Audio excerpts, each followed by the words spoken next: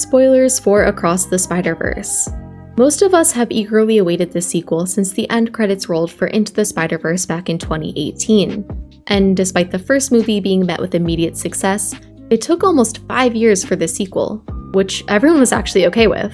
The initial release date was April 8th, 2022, which was moved to October 7th, and then finally, the actual release date was set to June of 2023. It comes down to the basic concept of quality taking time. And from what I saw, audiences were okay with waiting since the first movie set such high expectations, especially regarding its animation. Here's how the animators described the first movie style. To make the film feel more like a comic book, it was animated without motion blur, instead using an older technique of 2D animation called motion smearing. The frame rate varied between 24 and 12 images per second, the latter case using the same image twice. And every interview, article, or explanatory video about the animation adds way more insight into how much effort they put into getting the film to look just right. The number of artists either consulted or directly working on the movie is wild, including 14-year-old Preston Mutanga, who worked on the Lego scenes after his own version of the trailer caught the producer's attention. I'm just so glad that the concept of this movie was able to put the beauty of its animation to full use. Yes, multiverses are cool, but I sometimes get exhausted by their complexity. What I really love about this multiverse is that it doesn't focus too much on logic. It's used instead for laughs, character connection, varying art styles, and above all else, a 100% necessary Donald Glover cameo. I love you, Donald Glover. I'm going to jump up on my high horse and say that I think there are things animation can bring to the multiverse concept that live action can't, even if live action can still do it extraordinarily well. Each of these universes, even ones that have similar looks, has its own distinct details. For example, Gwen's world, while animated quite similarly to Miles and Peter B's worlds, has a watercolor aesthetic that's meant to reflect her own perceptions. Spider-Punk in Amazing Cast Edition is drawn to emulate old punk posters, being more dynamic and rough around the edges. And when all these animation styles come together, even when they're next to live action, it doesn't look messy, it just looks cool. Then of course there's the heart of most stories, the plot. Normally, when movies are broken up into 2 parts, I can't help but wonder if it was a cash grab and the whole plot could have easily fit into one film. I definitely don't think that's the case here though. So much was included that it feels like a wholly complete movie because it is. It just so happens that it wasn't meant to be wrapped up separately from Beyond the Spider-Verse.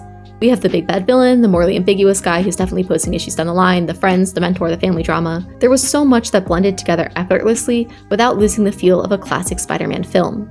Spider-Man is and will always be my favorite superhero, because his plots are slightly more lighthearted and his persona is generally jokey. In a world where movies are getting darker and darker, quite literally, like sometimes I can't see what's happening on screen unless the brightness is all the way up, it's nice that Spider-Man keeps it objectively light. Because obviously there are still darker themes, but I don't think the term brooding ever applied. That's why I like the fact Miguel is the only non-jokey guy in the room. That's why Miles does fit into the role of Spider-Man, and that's why this movie's humor and comedic timing are so damn good. I also can't help but relate this to Spider-Man No Way Home, for some obvious reasons, but also for what the hero stands for. What the Avengers are to Tom Holland's Spider-Man is what the Spider-Verse Task Force, I don't remember their actual name, is to Miles. They're reasonably jaded and have this mindset that they have to sacrifice everything even if they're making those decisions for other people. Superheroes are often regarded as vigilantes in many universes, but they also operate as their own organized military of sorts sometimes. Miles sees how willing the other Spider people are to accept their canon events without question, which is the part that really reminds me of No Way Home. I wasn't even thinking about the 2 cake metaphor until my friend, who I went to the theater with, made mention of it afterward. Miles keeps saying that he can have his cake and eat it too so long as he has 2 cakes. It's a one-off comment, but he soon after brings 2 cakes to his dad's party.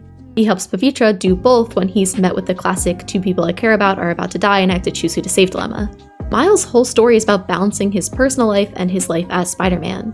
He wants to do both, and I get emotional every time I see his conviction come through on screen.